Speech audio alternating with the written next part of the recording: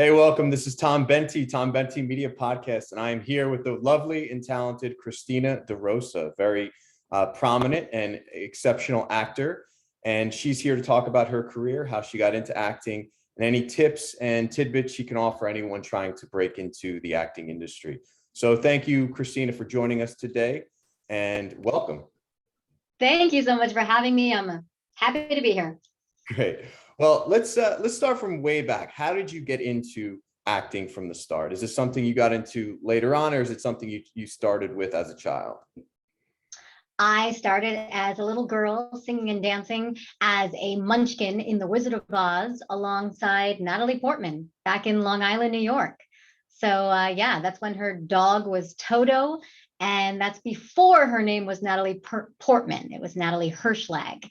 And I have very, very happy memories of singing and dancing. And that's how it all began. This little girl just wanted to keep on singing and dancing in front of anything I could find. I would literally be singing and dancing in front of like my refrigerator or my stove because there was a reflection or anything that was possible. Anybody who would watch me perform, I would just perform in front of. Very cool. Now, did you go to school for acting? Like, did you go to college for acting? I did. That's a funny story too, actually. So I got accepted into the Boston Conservatory, which is a 4-year BFA program for singing, dancing, and acting. And I got accepted there and was so excited and thought that would be the trajectory of my life. I would finish the 4 years at the Boston Conservatory and then be in New York City and just be on Broadway. And that was my plan. And then, of course, God had another plan. So after my first year at the Boston Conservatory, I was doing summer stock in upstate New York. I was trying out new things with my body and I was moving around and I was rehearsing on a cement floor, a cement stage. And I took some risks physically and I literally fell on my left kneecap. And I was told, I took the expression break a leg literally, and I fell and I broke my leg. And then I was told by a big doctor that I would never be able to dance again or do lunges or do all these things that I do all the time. So that incident got me to reevaluate. Like, it basically told me I could not go back to that Boston Conservatory BFA program. So I had to go, okay, had to spend some time back home with mom and dad, actually in a community college, which was very humbling, taking some GE credits and in a wheelchair for a little bit in physical therapy until I was able to recover, and then had to go, okay, well, I'm told I can't dance for a significant amount of time. What do I do? So I said, okay, I'll focus on acting, not singing, dancing, acting, or not singing and dancing. I'll focus on acting and I'll move to California. So I applied to a bunch of schools in Los Angeles, got accepted into UCLA, and I've been in California ever since. Wow. That's a pretty amazing story. I just love US doctors. I mean, I heard around the world, like doctors are much more kind of politically correct, or they kind of tell you things in a much more subdued fashion. In the US, they're just so blunt. Like they're like, you'll never walk again. That's it. And they don't give you any sort of hope. But look at you, you proved them wrong. You proved them wrong. I mean, it's funny. I remember when you're in such pain, I didn't know this until it happened, but when you're in such pain, your body actually goes into shock. So the minute that I fell on the knee, my body like went into shock, and people were like, Christina DeRosa, Christina, and like nothing. It was like I was just like out, as if I like passed out, but I was awake and my eyes were alert, but I was like, my mind was elsewhere. And it's like your mind basically recovering and going, okay, I don't want you to feel the amount of pain you're going to be feeling right now. So I'm going to put you in this state of shock. So during that time, I was out of it. And supposedly it took like 45 minutes to drive to the hospital. And I don't remember any of this. Like, I don't remember being in an ambulance. I don't remember any of it. I only remember the funny part. I only remember waking up in this hospital and seeing this woman, this nurse, right there in front of me going, girl, this doesn't look good. It was like, what? I mean, it was like, who are you? Where am I? How did I get, like, all these questions are just like, what the Yeah. So that's definitely not considered great bedside manner. But it wasn't actually a huge New York City hospital. It was upstate New York in a tiny little town. And anyway, I'm very grateful and lucky and blessed to be alive and thriving and to be able to do lunges and to be able to dance and to be able to not have the pain in my knee that they told me I would have. You proved them wrong. That's what counts. That's great. Yeah. So I want to talk a little bit about the transition from theater acting to legit acting, I mean, film and TV. Did you find it difficult to transfer your theater skills to film? Because it is a very different art form, correct? It is a very different art form. Do you act yourself? Yes, yes, I'm an actor. I have a little bit of theater experience, mostly film and TV. Okay, so then you know, absolutely. Yeah, I was just having this discussion actually not too long ago. It's funny because, you know, you go to college and I have an amazing degree on my wall from the University of California, Los Angeles that I'm extremely proud of. But it's funny because after you graduate with that degree, even though it's a degree in film and television, they are teaching you Shakespeare and they're teaching you Tennessee Williams and they're teaching you all the greats. But does that translate into film and television? Is that going to fuel you and give you enough education and resources to be able to get into a LA theatrical, and when I say theatrical, I mean film and television audition in Los Angeles and nail it? No, because it's not teaching you how to work with your camera. It's not teaching you camera angles. It's not teaching you the difference between a close-up and an extreme close-up. It's not teaching you any tools that you really need actually on set. Now, don't get me wrong, I'm not knocking university education. I'm not knocking a college degree, but I will say that after I graduated with that degree from University of California, Los Angeles, UCLA, I went on to take classes at Leslie Kahn in Los Angeles and Ivana Chubbuck and Larry Moss and improv classes at the Groundlings and all those classes that actually teach you more how to work with current scripts that are actually on TV right now or current pilot scripts that are actually casting right now. And the classes that I take even now, I don't like to go to an acting class unless there's a camera because it's all about the camera. The camera is like the god on the set, and the camera is capturing your thoughts. It's capturing everything. So you can't lie to that camera. You can't be thinking that you're on stage. You have to know your medium. You have to know what you are working with. So if you're working on film, it's even going to be different than if you're working on a TV show versus you're working on a commercial. So I've taken classes that are specific for commercials. I've taken classes that are more specific for just film and television, but I don't think I would take a class that would be specific for theater because that's not what I'm focusing on now. Gotcha. Now, would you say that film and TV is, I guess, film would be even more subtle style of acting than television? It depends. It depends if you're talking about a multi-camera show or you're talking about a single camera show. So it depends even what type of television show. Like not all television shows are on the same page or created equal. They're all different genres. There's single cam, there's multicam. You know, like if you're watching something like Modern Family or Big Bang Theory, that's going to be more of like a multi-cam situation where the comedy is going to be broader than something like a single cam, like a Devious Maids or a show that is more of like a dramedy. So there's different levels of even within the comedy, and there's different levels of television. I mean, of course, working on a drama is going to be very different than working on a comedy, but then even within comedy, there's differences. And then there's shows, I mean, of course, a show as beautiful and as bold as The Office gave you the option to break the fourth wall. And before that, shows weren't doing that as much. So you have to really know what the genre is. I think a really important note to all actors is, let's say you get an audition, and let's say it's for a show that is not on TV, so you can't actually watch it. What you can do is focus on who is the writer, who are the writers, who are the executive producers, who are the people attached and working on that show, and what have they worked on before. If they've worked on a bunch of multicam type of shows, That's going to be very different than if they worked on a bunch of dramas. And that's going to give you some idea of perhaps the tone, because it is important to know what the tone of the show is if you have an audition and you're not familiar with the tone and you can't watch the material beforehand. Does that make sense? Totally get it. Yeah. Thanks for clarifying that. Now, let's Yeah. talk a little bit about your career. So, you've had some really great roles throughout the years, and you were on Blackish. And how I know you is through Gravesend. I saw that, I think last year on Amazon Prime. It was really a cool show. So let's talk about some of your memorable roles and kind of what you brought to each role and what you learned from each character that you've played. I love that question. Thank you. It's amazing because you do really learn something from every character. It's like you take away something, whether it's a nuance, whether it's a personality trait, whether it's a way of thinking or behaving.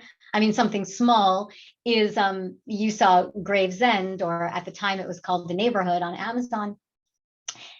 What I've taken away from that, one of the many things I've taken away from that, as far as performance and character wise, Virginia, the character I played on that, she always had wonderful nails and really long nails. And since that day, I have not had like a bad nail day. Like my nails are always like done, even if it's a mini manicure, even if it's just a shorter, but still like I will never have gross looking nails. Like I will never have stumpy, chewy. No, like they have to be amazing nails because it's like an honor of her. It gives honor to her. But every role definitely leaves you with something special, and that's a beautiful thing. And I think I'm drawn to certain roles because of the story, because of the character, because of the journey that they go on. One of my most memorable roles, I would say, would be playing Sophia Fiore in the female thriller called Inheritance. It starred Lily Collins and Simon Pegg, and it was just an honor working with Lily Collins. Lily Collins is like the definition of grace. People probably know her now from Emily in Paris. They wrapped up season 2. They're already working on season 3. And she is just a gem to work with. She is just the definition of grace. She was humble. She was grateful. And working with that specific director, his name is Von Stein, working with him was amazing too, because he gave such reverence and respect to the craft. You know, I had an emotional scene with Lily in that movie, and he asked for a closed set, which means that when we're rehearsing. So that means that when we were rehearsing, anyone who did not need to be present was not present. So if there was an extra gaffer or someone who was doing something that didn't need to really watch that scene rehearse, obviously the director was there, the DP was there, maybe a key producer was there, but there wasn't a lot of extra people just watching us rehearse. So we can really focus and we can really have quiet and silence and complete concentration, even in the rehearsal process. And I just thought that was so memorable to me, because many times you don't have the time and the flexibility, or just the passion from the director and the insight and the intuition to know enough that, wow, this is a scene where we're going to have to go certain places, and give the actors that respect, and then that craft will feel that respect, and the scene will be that much better because of it. So that was just something that I will always remember. It was a wonderful experience working on that movie. That's cool. I've been following you on social media. You put out a lot of great content, very inspirational, very motivational, and very spiritual as well. I've noticed that you have a spiritual side to you. Can you talk about how that impacts your acting and your creativity?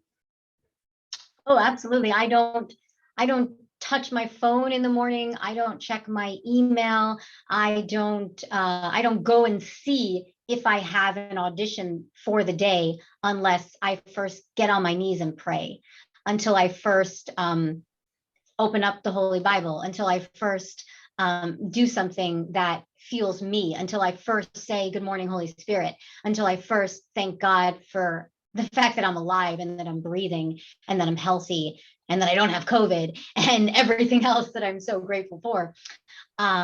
So yes, it is so important to me. I talk about morning routines a lot. I probably shared this on social media a lot too. I talk about the importance of everybody having some type of morning routine, and it can look different. Maybe someone out there is not someone who wants to pray and someone who doesn't want to read. That's okay. I mean, you could literally take 5 minutes, close your eyes, give thanks to whatever you believe in. Um, Take 5 minutes and read something motivational, read a quote, give yourself a facial massage, give yourself something that feels like it's taking time for you, for your physical body, for your mental body, for your emotional body. Exercise. Some people exercise first thing in the morning, move their body, go on a walk. It could be something, but I'm just saying not to go and immediately check that phone and immediately answer an email, because then you're into like replying mode and you're not first taking care of yourself. Is this something that you've had like throughout your whole life, or is it something you got into recently? I've always been someone that has been very called to spirituality. It's looked very different at different times in my life. I am born and raised Roman Catholic, Italian. I was baptized as a little baby in church, and I grew up going to a Roman Catholic church, but I didn't have the relationship that I now have with God. I didn't have the relationship that I now feel that I now have, that I've now worked on to have, that I've now prayed to have. There was a time in my life where I was practicing Buddhism. There was a time in my life where I was going to a spiritual center. So I've navigated in this world many different ways, always seeking, always craving, always seeking. I've always been like a student of life, I call it. And I've always wanted to just go deeper into who I am, why I'm here, my mission, my purpose. All of that was always something that was a calling to me. Even as a little girl, I was told I was like an old soul. And I've always been tiny, like petite and like not too tall. We call myself piccolina in Italiana, which means cute little one. So I've always been the little one, but I've always had like an older spirit. So I've always been seeking. That's great. Now I'm Italian too. I'm Roman Catholic, and I definitely see you have a lot of Italian mannerisms. Is Italian culture important to you? Like, are you proud to be an Italian, and has that influenced a lot of your creativity and acting? Oh, absolutely. I've been all over Italy. I've probably been to about 25 cities in Italy. I love the Italian people, the Italian culture. I love my Italian family. It was challenging at a certain time in my life, especially in my high school years, trying to understand why my parents are a certain way, why they behave a certain way. And I really, in time, had to grow deeper into understanding their upbringing and how they were raised and why they were raised that way and how it's impacted me. So the more, there's a beautiful saying. It's basically like, if you want to check in and see how you're doing spiritually, see how you react to your family. Like, I think family is something that really can be a trigger for many people. So, some people maybe see their family every day if they're lucky. Some people only see their family maybe once a month or maybe once a year, depending where you live and everything else. But it's interesting to really check in and go, okay, how am I behaving towards my family? Because if I'm behaving with love and compassion, well, then, wow, thank you, God, I've really worked on myself. And it's interesting, if you're not behaving that way, and if you're behaving, snapping and getting irritated and getting really frustrated really quickly when you talk to your family, then maybe that's an indicator that, okay, what do I need to work on? Where do I need to grow in my compassion? Where do I need to grow in my love? Where do I need to grow in my heart? What do I need to work on? So family is very important. And I'm very proud, of course, to be Italiana, and I'm in love with Italy and very proud of the Italian culture and what it means and what it looks like. And I love going back to Italy, and I love going back to New York and seeing a lot of my Italian family.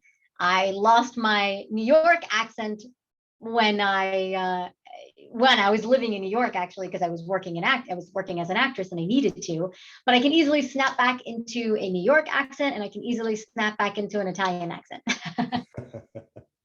Well, do you think you might return, or is LA your forever home?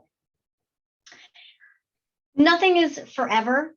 I think I'm eternal, but where I live is not forever. I don't know exactly what the next path in terms of where I'll live will be. I know that I'm extremely comfortable with the Los Angeles weather, and I don't miss the cold snow. I mean, I have very many memories as a child growing up, playing in the snow, making snow angels, eating the snow, having snowball fights, making snowmen, like all of that. Like I got that out of my system. So in a way, I'm kind of like, I don't need the snow. Like I'm good. I don't need the cold.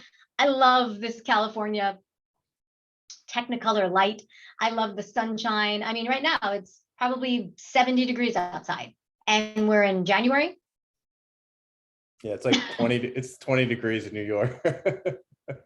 Yeah, I mean it's a very different thing. Like, I mean, I literally can go for a walk right now and just put on like a light little sweater and like I'll be okay. I mean, a couple hours it'll be a little colder. I'll put on a heavier jacket to go out, but like it's the weather really, it's funny.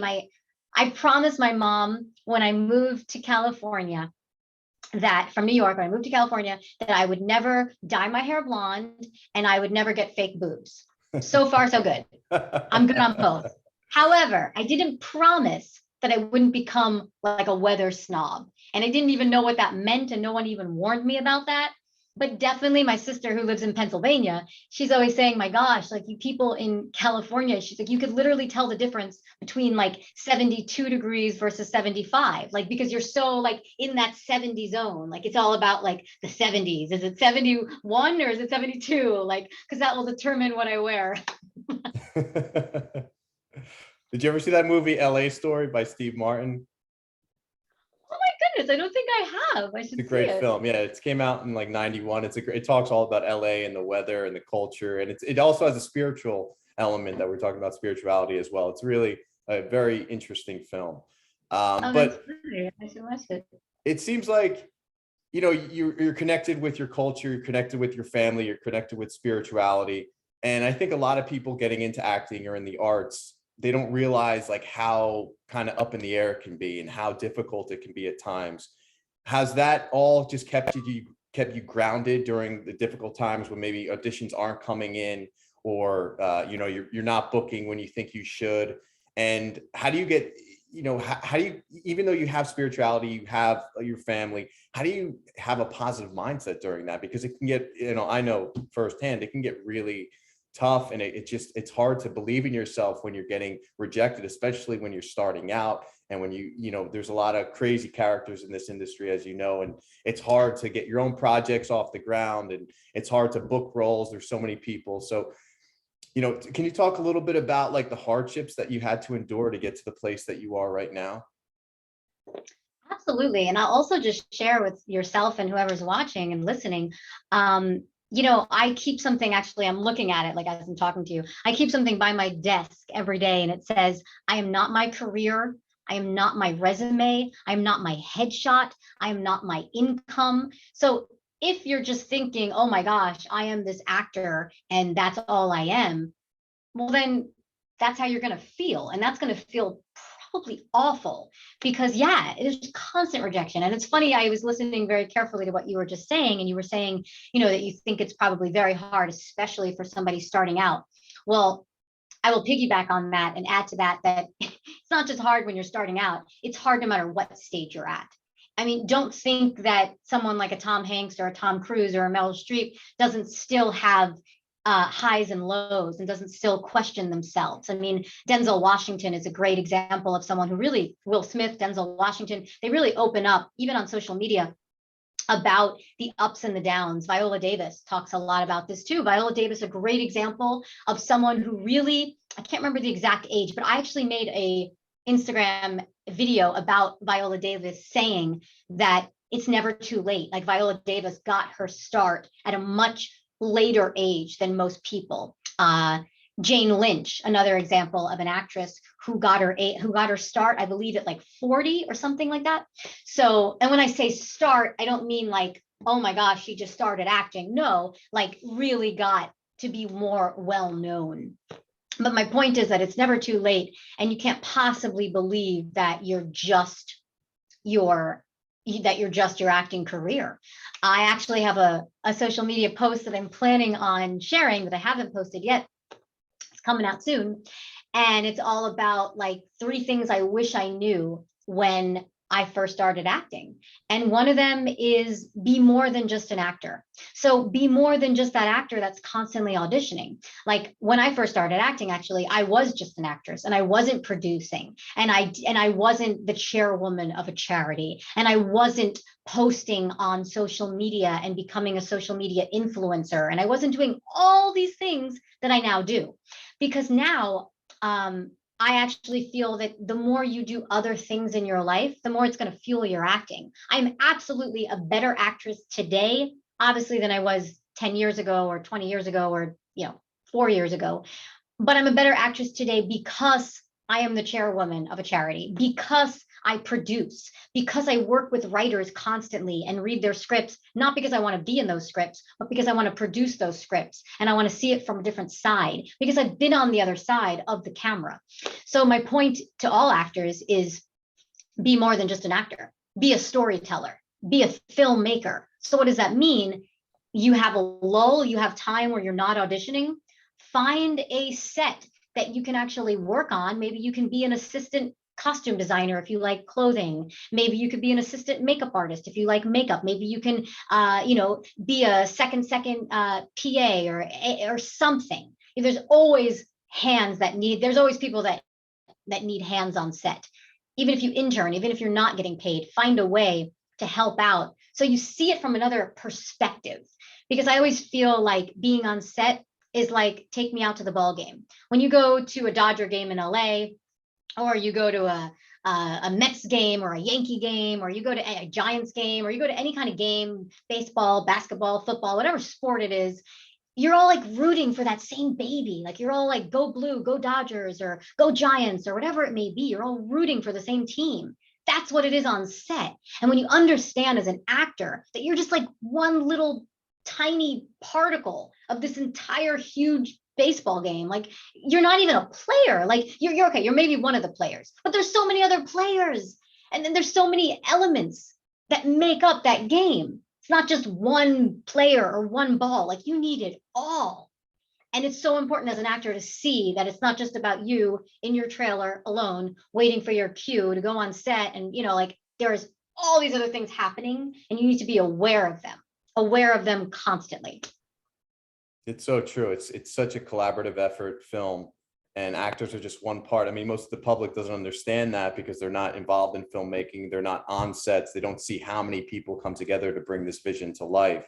But it is such a collaborative process, and the actors, like you said, they're just one aspect of it. So to understand that can just help you as a storyteller, and can help you as an actor. Absolutely. I recently played a starring role, like number one on the call sheet, and I did not take it lightly. I mean, of course, the amount of work that it went into preparing for the role was something I worked very hard on.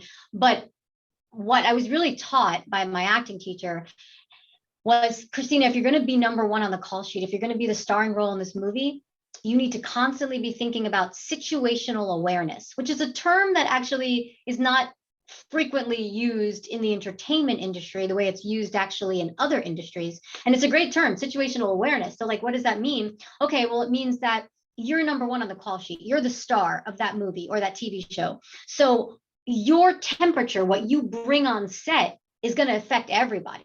And if you see that maybe people are a little uptight over there, or maybe he's a little sad over here, or maybe she needs a laugh, then you're going to make a joke at that moment. You're going to be like taking care of the entire situation because you are aware of the entire situation. And that means like you're not just hanging out in your dressing room or in your trailer waiting for your next scene to take place. No, you're literally watching, like absorbing like a sponge, everything going on around you, so you can help, so you can be of service, so you can see, oh, maybe that person needs a hand over there. Now they're probably going to say no and say, oh no, we don't need a hand, like that's not your department, don't worry. But you want to be aware, like how could I make this energy even better all around me? Because it's for the team, it's for the project, it's for the baseball game, or it's that's the project. And when you're the star, you really have a big hand in that. And you're controlling a lot of that energy on set and how other people are responding. So to understand like who's not fitting in, or who's not feeling well, or who's being sad, is going to just help the whole team get to the place where they need to be. So it's an extra responsibility, but at the same time, you're offering empathy, you're offering comfort, you're offering support. Absolutely. Absolutely. I remember one sweet example when I was just on this movie in Connecticut last year, 2021. There was a few extras that came to set, and I thought it was always so important to just say hello to them, shake their hands if appropriate, thank them for being there. And that has gone so far. I mean, we had extras on that set that were doing things that were just incredible, staying way past overtime, just really working in maybe hot, sticky situations where, you know, it's hot, there's no air condition, or situations where normally people would be complaining, but because myself and a lot of the other actors were going out of their way to thank them for being there, it really helped. It really, really helped. And I personally remember when I worked on Devious Maids with Susan Lucci, she went out of her way. And talk about another example of like grace. If I had to give examples of like 2 examples of grace, I'd say it's Susan Lucci and Lily Collins, like the 2 women that just went out of their way. Susan Lucci was just thanking me, like, oh, thank you so much, Christina, for being here. Thank you for playing this part. And I'm thinking to myself, oh my gosh, like Susan Lucci is thanking me, like she's Susan Lucci. And she just came with such gratitude that touched me and that affected me. And that made me go, wow, when I'm a role as big as Susan Lucci, when I'm on a set and I have a role as powerful as Susan Lucci, I want to be that to the other people who come and are guests on my set. Like, wow, making them feel so welcomed. It was a beautiful thing. Yeah, that attitude is so important, and it helps you sustain creativity. It helps you sustain a career, and it just makes you a better person. And like we talked about before, being a better person will make you a better actor, and it will help you keep grounded during these crazy times, both in the industry and outside of the industry. Absolutely. I think it's interesting how a lot of actors think that like we should react differently to a casting director or a producer or a director or whoever can possibly hire us. But it's so different. It's like, wow, would you do that in real life? Like, would you actually go onto somebody's social media page that you don't know and write a comment on their post that has nothing to do with acting? Would you write a post and say, oh, hire me, like I have a headshot and a resume I'd like to send you? Like, would you send something like that to a guy that you're interested in dating, or a girl that you're interested in dating? Hey, you know, I think you're really pretty, I'd love to date you. Like, would you just randomly do that, like on their feed post on an Instagram or a Facebook or a Twitter post? Like, you know, a lot of it is just using common sense. Like, what would you do? How would you want someone to treat you? Would you want someone to go to your Facebook page and just write all over your wall, cast me, cast me? Like, it's got nothing to do with what they were just talking about, right?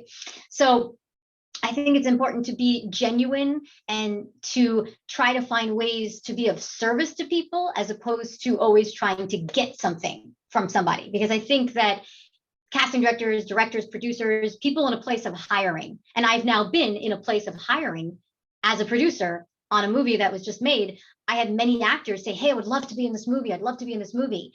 And it's interesting to feel the energy of begging versus the energy of, you know what, I see you're making this movie. If there's a role I'm right for, I'd love to be considered. If not, best of luck. Love to work with you in the future. Like, it's very interesting how you write an email, how you craft an email, and the heart and the intention behind it. And people feel that. It's not, you don't need a special gift to feel that. It's just common sense, right? So I think it's important for actors to always remember, treat people how you want to be treated. Definitely, 100%. Well, talk a little bit about these upcoming projects, the starring one and the films that you've made. What do we have to look forward to? Yeah, well, this year, 2022, I will be playing the starring role in the movie Secrets by the Shore. It's a female thriller, and we shot it in Connecticut. I played the role of Misha Codwell. It was a wonderful experience. I worked with a wonderful director. I worked with DC Douglas and David Chokachi and Jason London and Chelsea Vale, and I had a wonderful, wonderful experience on set. It'll be on Lifetime this spring. I do not have the exact date yet, but it should be about March or April that it airs. But of course, you can follow along on Instagram or TikTok or Twitter or any of my social media channels, and I'll be posting a lot about it, letting everyone know when it's going to be airing. So that's exciting. And during the pandemic, actually, in 2020, believe it or not, was it 2000? Wow, time flies. Like, wow. Yeah, 2020.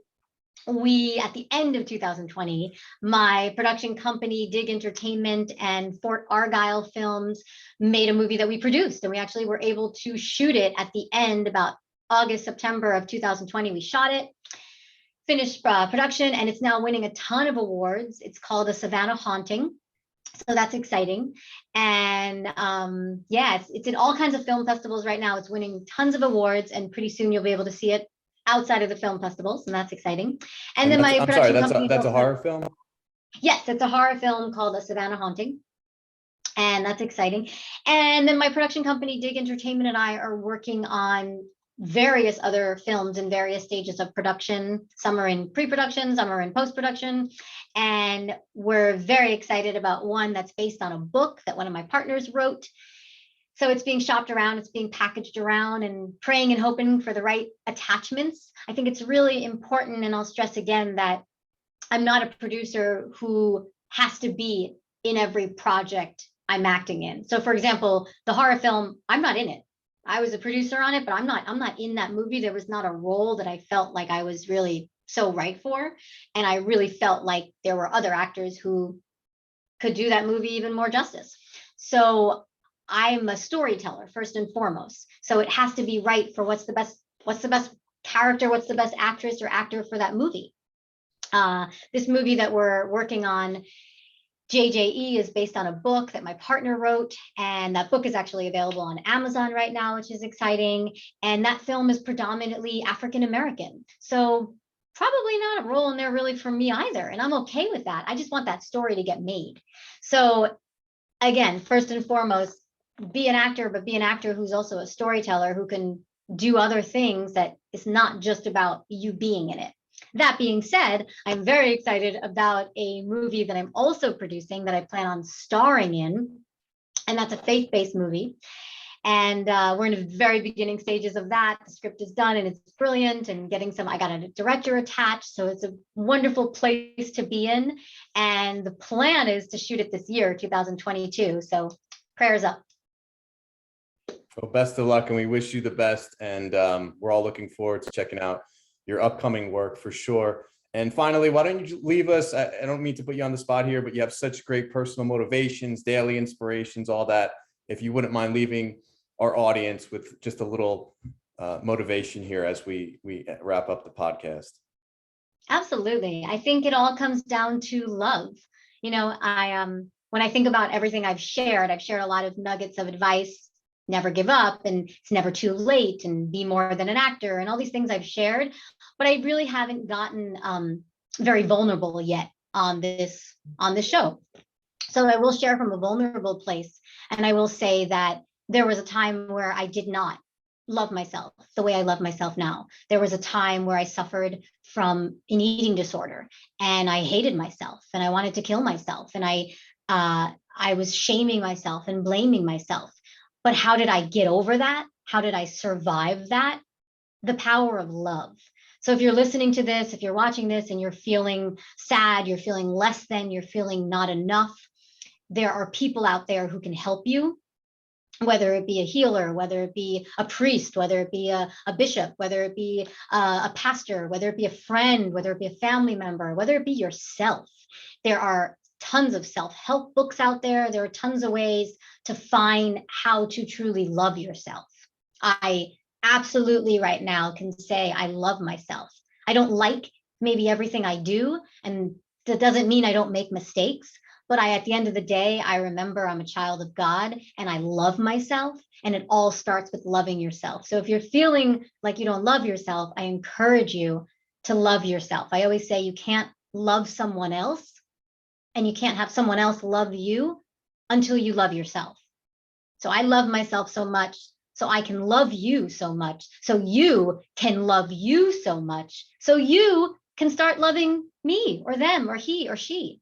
So love, is my last message. Awesome. Awesome. Thanks so much. You're great, Christina. I really enjoyed this. I feel much more motivated now. And you shared You some feel really, loved. I do. You I feel loved. loved. I feel motivated. I feel loved. I feel inspired, and really great insight to the audience out there. Can't thank you enough. Oh, thank you so much. Thanks for having me.